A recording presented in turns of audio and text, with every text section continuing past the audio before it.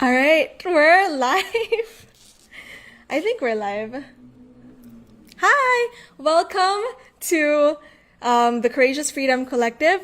This today I have a special guest. I mean, you already see her. She's right there. Thank you for being with I'm us. here. Yes, you're Am right I there. talking to you? Yeah. Okay. Yeah.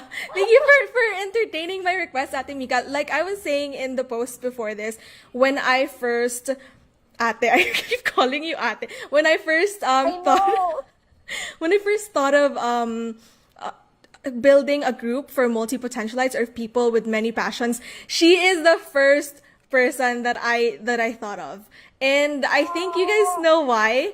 If you saw the description on her photo that I posted a while back, it says, well, she's a ballerina. She's a ballerina, an actual ballerina. She's also a geek. She's also a TEDx speaker, also a cosplayer, an event host, a writer, a gamer, filmmaker, part-time princess, and real-life Jedi. So without further ado, I present to you Mika Fabella. Hello. hi. Hello. Good morning to everybody, or whatever greeting is appropriate from whatever side of the world you're on.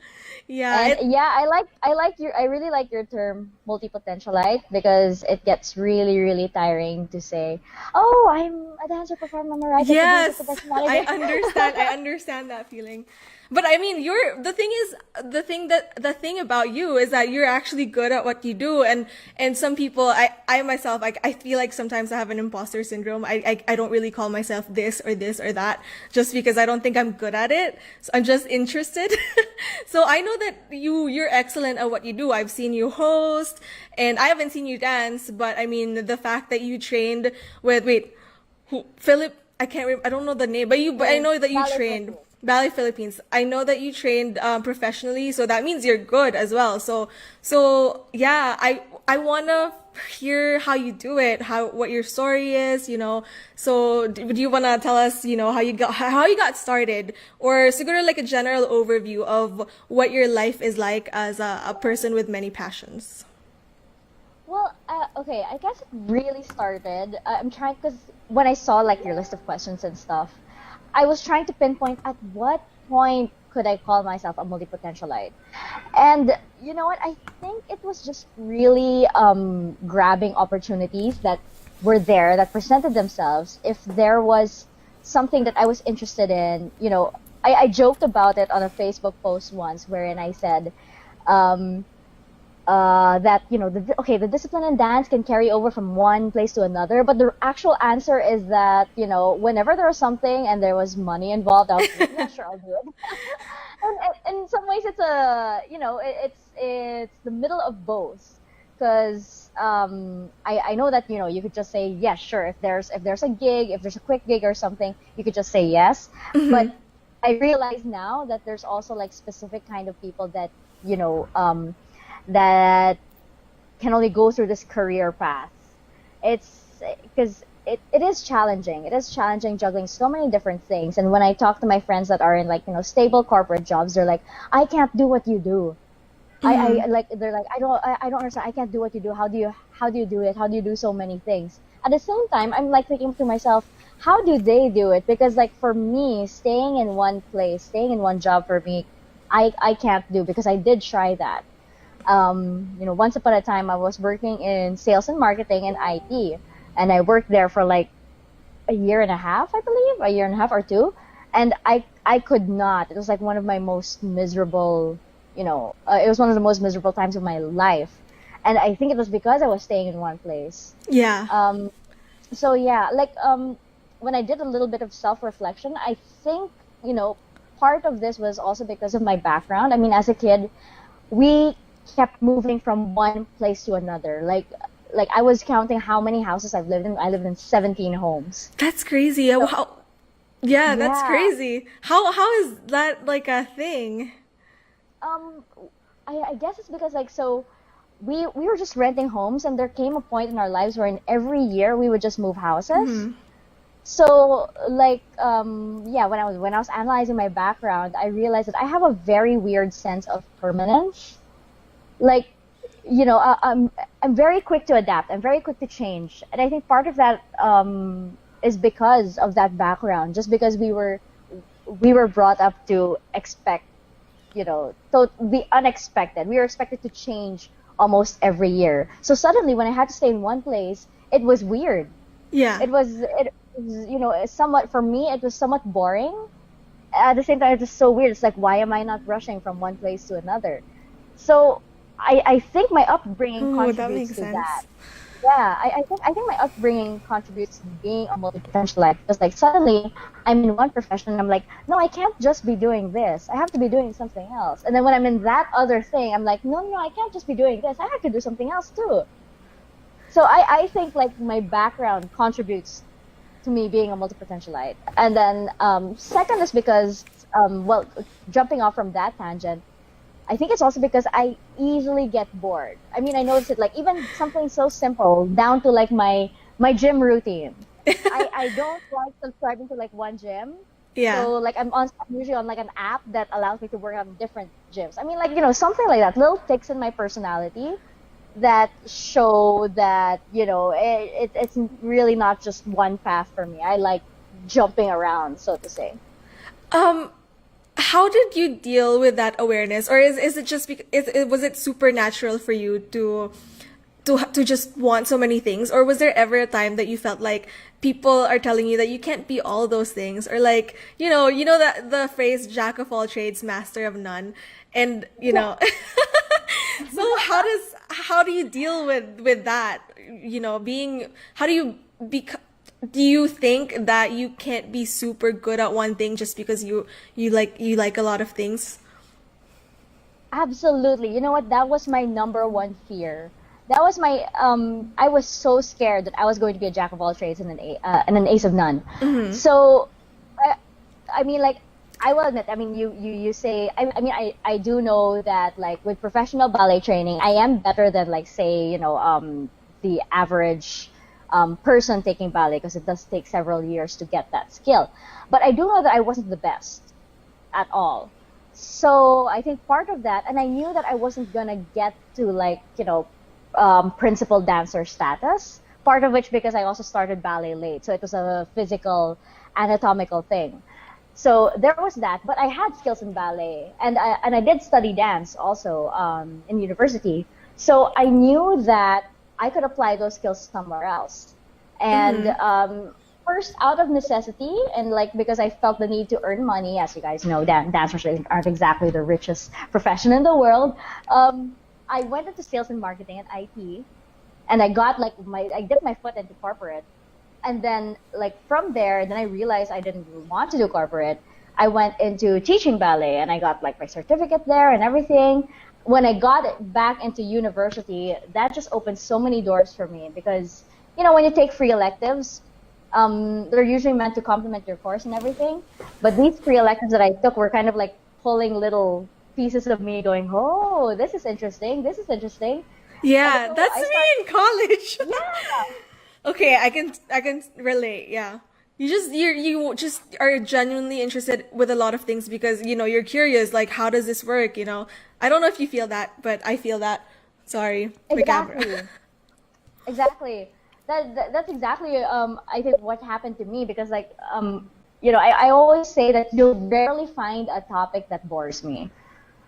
I mean like I believe that you'll always find something interesting. So like even if it was like quote unquote a boring class, you'd always find something to tap into and get interested in. That's what I think. So when I realized that this awareness of being a multi-potentialite actually came very very recently when I realized that I was jumping from one interest to another, and that people were recognizing me for jumping from here to there, and people recognizing me for having different, a whole lot of different skill sets, and treating that in a professional manner. Like they were like, oh, we need somebody who can do this and this and this. Oh, get Mika. She could probably do it. She could probably do Yeah, everything.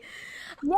I So feel like I feel like the opposite. I feel like I don't know. I guess just family wise, it wasn't always a thing that they're like okay, you can do a lot of things, but you're not the best in them. So how are you gonna be recognized?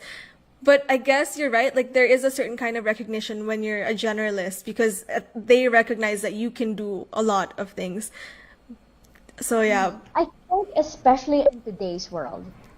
In today's world, it's like because it's so dynamic, you need somebody who can actually adapt quickly. I mean, like, yeah, when since we're at an age where you can basically learn everything on YouTube, when companies hire people, they don't expect you to actually just be in sales. They don't expect you to actually just be a writer, Yeah. Eventually, you're going to be doing a little bit of graphic design. Eventually, you're going to be doing a little bit of this. They're going to ask you to, like, do a social media video for them or something. So I think it's that. Companies are actually also starting to realize that they do need multi-potentialites. The thing is, that I'm just a freelancer, and because of that, I get to explore it a lot more. In terms of that, I know that you worked corporate.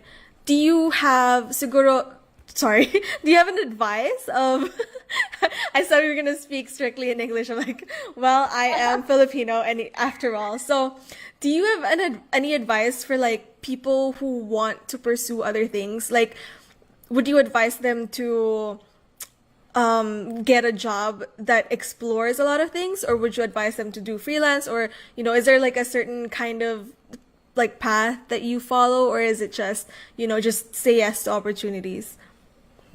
You know what? Maybe if you asked me this question about maybe 6 or 7 years ago, I would have said, yeah, just do it, just do it, just do it. But I think it really depends on the person. I mean, I recently a friend was actually asking me the same thing. And the thing is that he comes from such a corporate background and he is not used to the freelancing life at all. And I realized that if I advised him to just go freelance and he didn't know how to manage himself, and he's more comfortable in the setting wherein he's just working for one company, he'd be sort of like, he'd have a really difficult time freelancing, and he might be committing sort of like a career suicide if he went down that path. So I actually advised him the opposite. I said, no, you know what, this is what you're comfortable with. I suggest you take this job, which is a decent paying job in this company. It's a 9 to 5. If you find something that interests you, maybe do it part-time. That's what I would suggest for like people who might be shifting into it. Take up something part-time. When it starts scaling, when it starts growing, and then you realize that you have to make a decision, I always say that go with the decision that you know that you won't regret. That's kind of hard to think about. I know, because it's like it requires like several days, even weeks, maybe even a month of like just reflecting on like what decision that that if you go down that path you won't be looking back. Yeah. I know it's difficult for a lot, but that's always how I lived my life. Every time I had like a major crossroads or something, I'm like, what decision would I make that I know if I went down that path, I would not regret it one bit. Like, even if it meant it was a more uncomfortable path. So for me. what made you finally decide to be like to do freelance full time? Does that even make sense? Freelance full time. Yeah. You know what? So I was actually when I was in university, I was actually doing these like little side gigs. I was jumping from being a stagehand. I was doing some writing gigs. And then people were noticing that I was good at writing, but I also had knowledge of theater and stuff, which I actually applied into production and filmmaking. So I actually had a full-time job last year. I was a full-time production manager at a production house, and it was when I realized actually that I had gathered so many skill sets. They were like reaching a peak that I realized that, you know what? There are so many people that are coming to me for all of these different tasks and all of these different jobs. It's actually a disadvantage to me right now to be full-time. And I think it really is a disadvantage for multi-potentialites to be full-time. Just because it's in the name, multi-potentialite means that, you have, so many career paths. So when I realized that, I was like, there's so many doors opening. If I stay in one job, it's actually a disadvantage for me. And that's when I left, and it came with a profession as well. That's when I left, and since then, actually, oh my gosh, so many doors open, so many people. The moment I said, "Hey guys, I'm freelancing," like I haven't yet have because the struggle of being a freelancer is that you're always on the hunt. That's the thing. That's a Yeah. huge disadvantage. It's a huge disadvantage because we are forever looking for jobs, for opportunities. I mean, like the biggest disadvantage basically of not staying with one company is that you don't get the security that comes with one company. So I like to think that we're always moving, we're always on the hunt. It's like right now I'm thinking of the jobs and the money that I have to make for like next month and next month. It's never like, oh, I'll be fine next month. We don't know. I feel you because I do work on commission, so I feel you. So, but that's a really brave decision to do full time. But I have a feeling that it is also working well for you because you've already established yourself in those areas. Like people already know that you can do those. But like, do you have any advice for people who feel like they're interested in something, but they're not known for it yet? And they kind of want to pursue a life of maybe freelancing or maybe like just a life of having like opportunities open for them to work on their interests. You know what's really funny? So I look at being like a multi-potentialite as like having different cards in your hand. So like if you're on one career path, you only have one card. And then if you're a multi-potentialite, maybe you have two. So I'm a dancer. I also write, and then I also work in film, and I also host. So that's like four cards immediately. And taking one job depends on what card you place right in front of you. And excuse me, I think the thing that's difficult for people to also grasp is like if you're on one career path, if you have one card, how do you get another? And you know what? For me, it's really funny because all of these things, all of these doors that opened were really just accidents. They were just happy accidents. Like I started writing because most of my friends were writers, and when they had work that needed to be offloaded, I was like, I'll take it, and they're like, yeah, sure, I'll edit it for you. Just give me a draft. And I'm like, okay, and that's how I got my start. And that was really the career path that I was like, okay, I'll get into it. I'll study it for several years. But all of the other, things on the side were actually super happy accidents. Hosting, I got into actually because, so I worked with an events organization called Clowning Around, and I got into that because I was cosplaying, and they needed somebody for Star Wars. And yeah, when they realized that, okay, I was pretty literate, I had excellent English communication skills, they're like, hey, why don't you be one of our hosts? And then from there, because I started hosting, somebody said, oh, we have this event. Doesn't Mika host? Can you ask her? And then from there, like, well, actually from dance, because I was taking dance, I somehow got into film. And this was like the biggest accident of all. I got into film because on my last year in dance, Yeah. I needed, so I had my thesis. And I was like, okay, I'm going to go all the way to school just for a 30-minute meeting with my advisor. No, I'm going to find something else just so that I don't, wait, school for me is like 2-3 hours away from where I live. So I'm like, Yeah. why don't I get another subject just so that, I use my time wisely while I'm like 3 or 4 hours away from where I live. So it just so happens that the film center is right beside my college in dance. So I was like, I'll go into film. And there happened to be a slot. So I went into that, and our finals for that class, it was a general film class. It was like film 10. Yeah, I know. I went to UP as well, Yeah. so. Our finals for that class was make a short film. And I did. And then my prof was like, why don't you submit this? I'm like, okay, yeah, sure.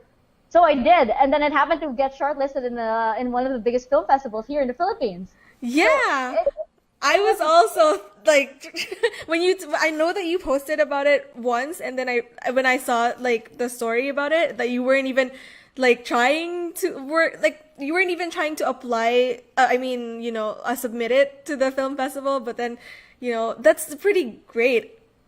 Yeah, sorry. yeah. Yeah, and then like so recently here's the like super duper wild card profession I have. Recently I got into esports. Yeah. And again, it was a super weird happy accident because there happened to be ESPN here in the Philippines happened to be looking for reporters and correspondents. And then somebody who is in my gaming circle basically said, "Hey Mika, look at this, try out for this." I'm like, "Sure, okay."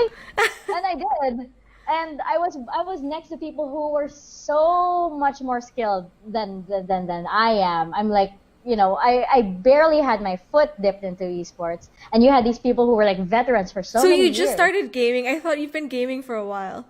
Well, I've been gaming like casually, but like Yeah. actually getting into the competitive space, that's like an entirely different. Now I know that it's an entirely different animal because like, I was next to these people who were like doing it for years, 5, maybe almost 6, 7 years. And they were there from the very beginning since the Philippines started getting into esports, and suddenly I was picked, and I was like, oh my god, are you guys sure? Are you guys sure? Like you asked for it, okay. Okay, you brought up a good point because I know that a lot of multi-potentialites suffer from imposter syndrome because sometimes you get so good at something so easily, but you know that there's still a lot to learn.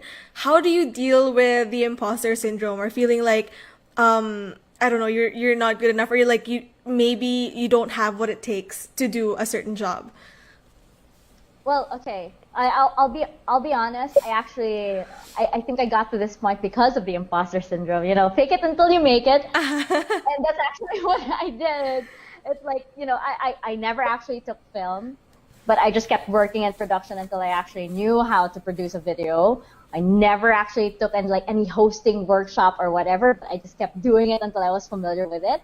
So the imposter syndrome has some merit to a certain point because yes, once you get into the job, you will have people who are maybe a lot more skilled than you. And how do you maintain, your status in that sense? I think it's because you as a multi-potentialite, you constantly have to keep learning, and because we have so many different interests. When people like maybe in corporate jobs have to keep learning, we have to do that twice, 3 times, 4 times, maybe 5 times as much. So like every day on the job, whichever job this might be, is, such an amazing opportunity to learn. And I think that's what makes our job so exciting. Like, for example, later today, I have rehearsals for an event. Tomorrow, I'll actually be hosting again. On the 24th, which is, by the way, Avengers Day, I am managing like a screening. I'm managing like a whole day screening for like the 24-hour marathons that some cinemas are having here. That's So crazy. like those 3 days alone are amazing opportunities for me to learn. So I never ever approach a job wherein I feel like I'm the best. I say that I have experience and like in the past, I may have learned something from previous jobs and everything, but I'm always hungry. I always approach it as like I am the total newbie in any job. So I think that's helped me so far. It's just that constant, desire and hunger to keep learning because we need this. We need this actually. It's not just to keep us healthy, but it's to keep our jobs going. Because if we don't learn new things, then we can't. Our career paths cannot grow. I also have another question. So, like, out of all the interests that you have, how do you prioritize which one? Like, how do you know which to do first? Like, I don't know. Or how do you spend more time with, the interests that matter more to you? That is a very interesting question because that's something I'm also struggling with at this point. So, like, for example, because I signed on with ESPN, suddenly my shoots have to take so they sort of have to be rerouted. So I'm like, oh no, what happens then? So yeah, that's really really interesting, but it's part of our job as multi-potentialites to be able to schedule those accordingly. I mean, admittedly, time management is something that even people in corporate jobs have a hard time doing. Imagine the load on us. When I have a little, my system is like, it's actually really basic. I have a little planner. I have like about 10 different colored pens. and I actually plot out my days. So what usually, like for me, it's more of like whoever comes first, and then and confirms, then I'll be committed to them. And if there's something on the side, then they'll have to adjust to my schedule, I because like that. I do tell people that, like, okay, I have a bunch of different other things going. If you say that we have to work on this date, I will definitely block that date aside for you. But if we move it, I can't guarantee that there'll be another slot or something. But of course, there are like certain projects that like we're hungry for, maybe passion projects. Admittedly, as a multi-potentialite, every project is a passion project. But if there are like some things, like for example, there's a film shoot that I really, really, really want to be a part of, then I make extra effort to make that a priority. Or if there's like a really interesting opportunity for me to learn, then I do make extra effort and I do take note. But that is a huge, like, my planner is always with me. I need to make sure that I can look at my week ahead and know exactly where I'll be. And like there was one time where I didn't have my planner with me, and my schedule just completely blew up in my face. So I think, yeah, part of time management is having a system that So works for yeah. you. Yeah, so you have to be, I mean, as multi-potentialites, our responsibility is to do that, is to be on point with our schedules, and we cannot ever let that drop. I like that you said that it's our responsibility, because yeah, I agree. I have a different system. I feel like I wanna schedule it in a certain way that has structure. Like for example, like my gym time is always gonna be at this certain hour, and then like I have a block of time that I allot to pursue other things. But yeah, whatever works for you. I guess it's like an experiment, because it really depends on what your schedule is, what you were interested in, and stuff like that. So yeah. Yeah, yeah, definitely. So how are, in terms of, I know that you said earlier, I forgot to ask this earlier, but you said that there were you had skills that transferred from one interest to another. Like for example, I know that you made a post about your what you learned in dance, and not just the physical things that you learned in dance, like are things that you're able to apply to other jobs. Is that right?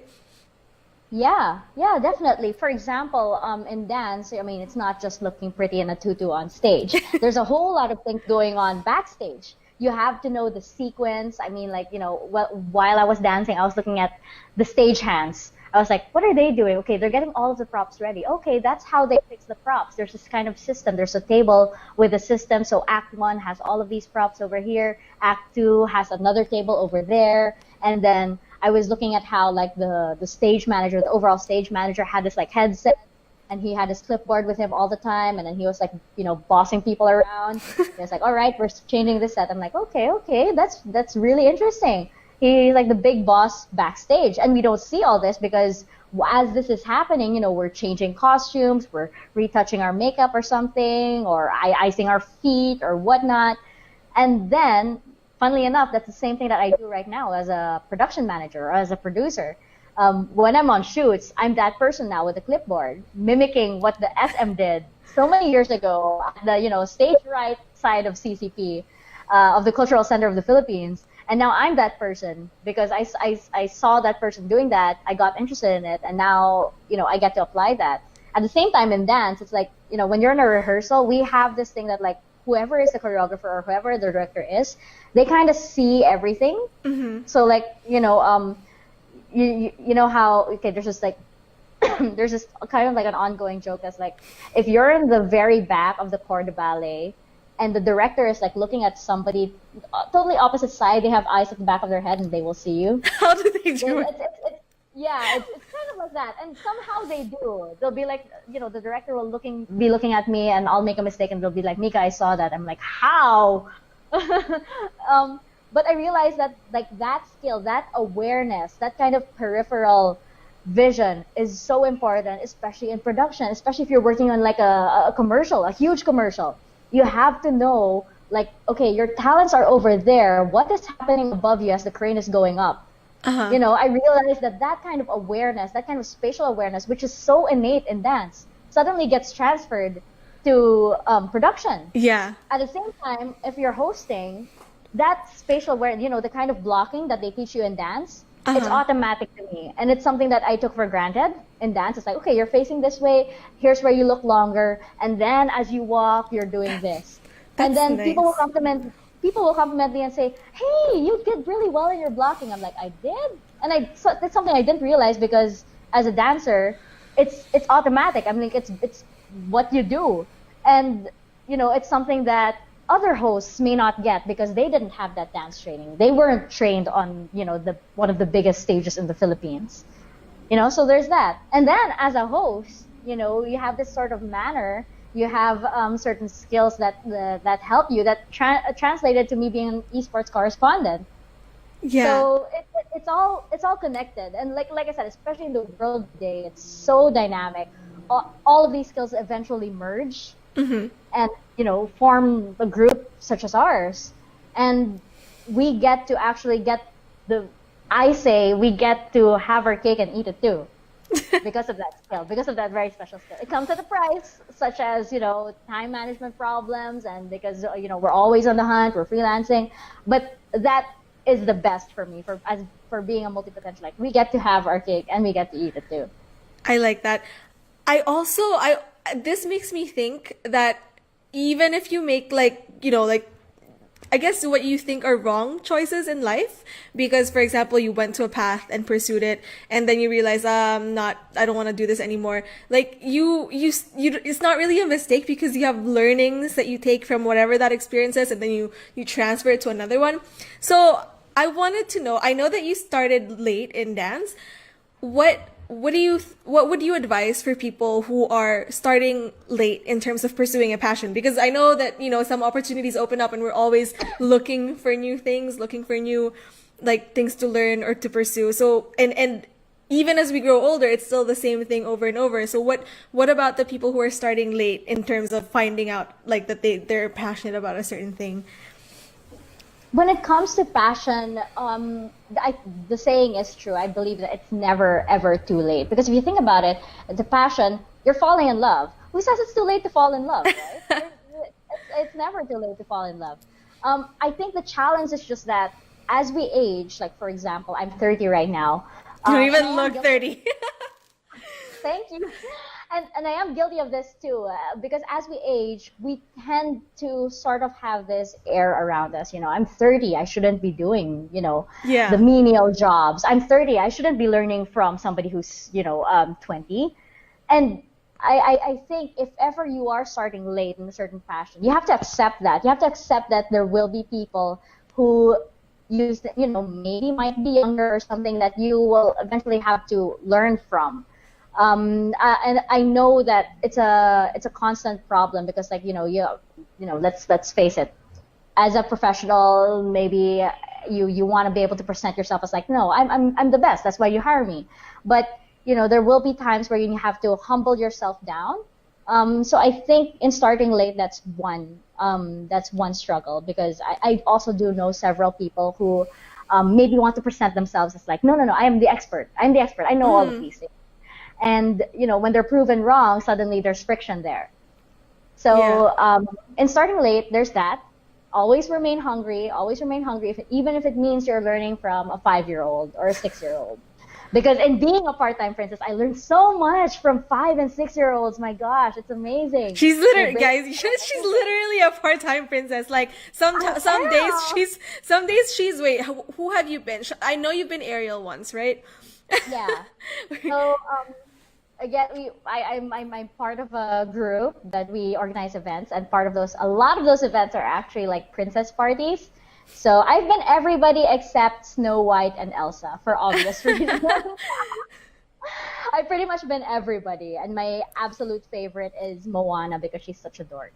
Yeah. And she also, I feel like you could easily pass us, even without so much costume or whatever.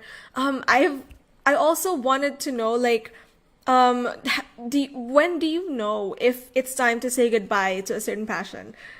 Is there ever a feeling that, okay, I'm bored with this now, or is it sometimes motivated by needs in life? for example, you need to make money, so now you have to like pursue other things. So when do you know when it's the right time to quit something? Okay, I never actually say quit. So, like, back to my analogy of like being a multi-potentialite as having different cards in your hand, I think of it as more of like, okay, just keep this card, put it aside first. But I don't ever say quit or like stop. Maybe you just have to shelve it first, and then when you have time, come back to it, put it back in your hand. No, I mean that's what I think is the advantage of being a multi-potentialite. Because, like, for example, admittedly, in the past years, I haven't. There was a time when I couldn't dance so much because I had a full-time job and I was doing other things. I was concentrating more on the film track. And then when I started freelancing, suddenly people were like, "Hey, Mika, are you free for a racket? We need a dancer." I'm like, "Okay." So I suddenly decided, okay, time to get back in shape. Started taking, classes again, and I got to dance again. So I don't really say that, like, okay, we have it's time to shelve one skill and quit it. But hey, we're multi-potentialites. We can afford to actually not quit. We can afford to actually, just put a pause button on one skill and then have another skill grow, and then maybe pause that one and go back to the other one and resume it. I like So that. yeah, we're pretty awesome. We get the best of so many worlds. I have another question. Because I know that you actually are able to monetize your passions or just being good at many things. And I know a lot of people feel like they can't because, for example, they're a beginner in a certain area. How do you know how much your services are worth in a certain area or a certain skill? Or like how do you measure how good you should be to get a certain amount of money for it, if that makes sense? That is an excellent question, and if somebody knows the right answer, please tell me. So, admittedly, it's something that I have struggled with also, and I realized also that I was putting other multi-potentialites at risk when I would like maybe downplay my rates, I like my, that. my I rates like and that. stuff. Yeah, yeah, yeah. Because so in the Philippines, like for example, I do know that voice actors have a union, and if you're in that union, they basically say you cannot charge any lower than X amount. Because if you do, you're putting other people at risk. Suddenly they will go for, people who charge so much less.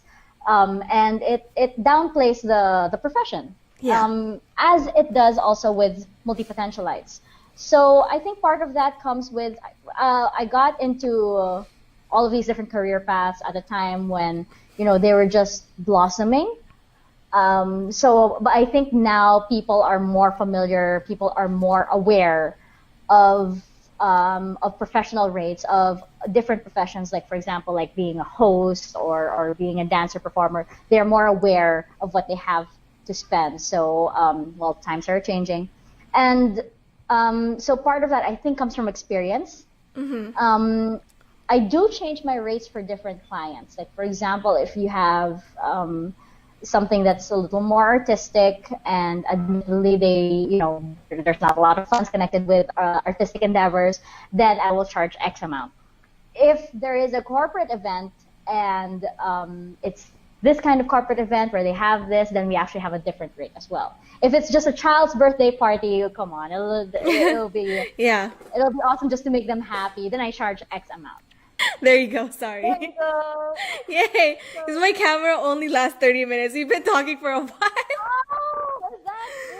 I didn't realize No, it was I getting like that the long. conversation, but yeah, I feel like yeah, if you I feel like for people, especially those who are transitioning from a corporate where they have a stable job and then now they want to transition into freelancing and charging for something, yeah, I feel like you need to have, I guess, you need to research what the rates are for the industry.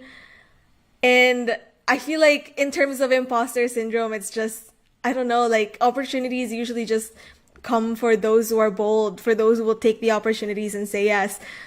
Yeah, so pretty much. I agree. I totally agree. And if there's anybody there that wants to just get started, then just just do so. I mean, the world is so different right now that you can be anything and you can be anyone that you want to be. And all it takes is like a few clicks on your, on your PC to do so. So yeah, I definitely agree with you.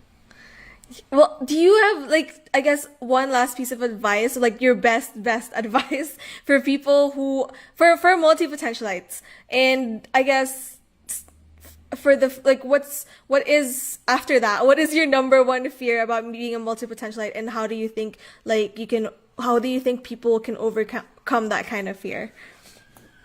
I guess I guess my advice is also actually one of my fears, and one thing that I actually have to keep working on, and it's don't ever sell yourself short. I I like that. mean, yeah, because like if a company pays a certain amount for somebody who is or for somebody who's just doing one job, imagine how much they have to pay us because we're capable of doing like maybe three or four. So I think as a multi-potentialite, we have to learn not to sell ourselves too short. We're very prone to doing that because we're freelancers.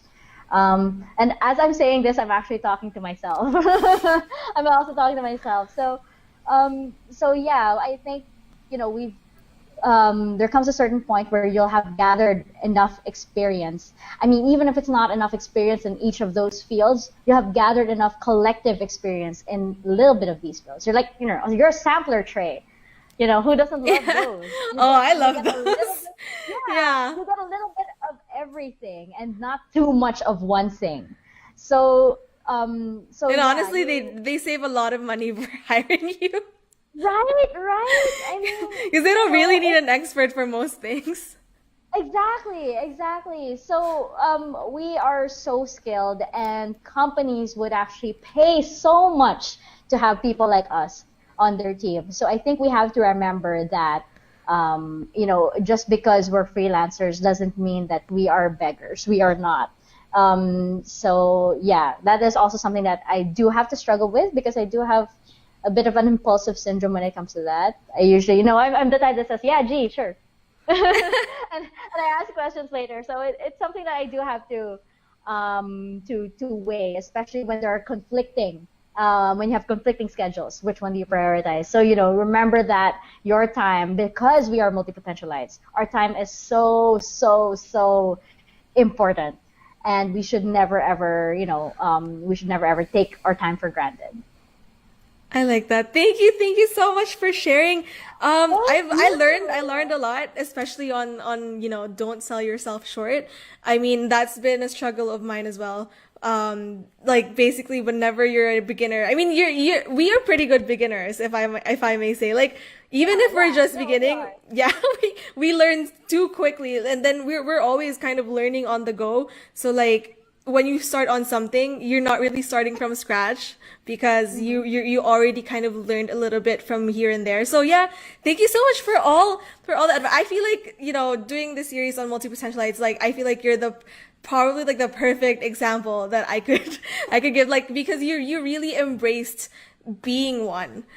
And yeah, I feel like Oh, that's a thank lot of people you. that's a lot of like that's a lot what a lot of people are afraid to do. So yeah, thank you so Yeah. much, Mika. And Thank you also. do you have I guess like an email or like a contact information that you can give out if people want to work with you, and what are your services and like how can they work with you?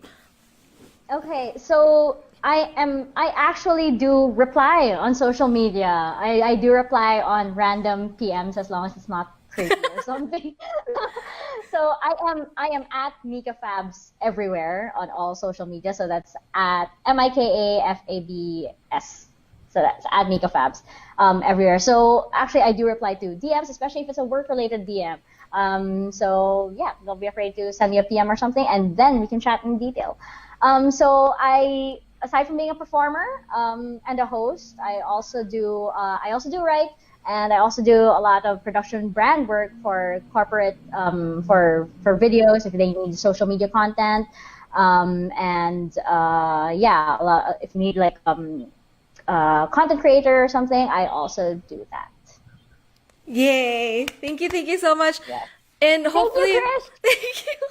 Yeah, I really hope if you're watching this, I hope that you help us grow this community so that we can have like a place to just, share about being a, like sometimes we're misunderstood, like just being able to have that freedom and the courage to pursue the passions that we have. So yeah, I'm looking forward for like the next things that we're going to be learning about in this space, and reach out to Mika if you need help with, production and writing. She's going to be available for you guys. Yeah. Thank you for watching, and we'll see you next week. Yeah. Bye. I'm saying bye, but like, sorry, if I always look on the left, that's because my computer, I have like another screen that is recording this. So yeah, bye. See you guys. Bye.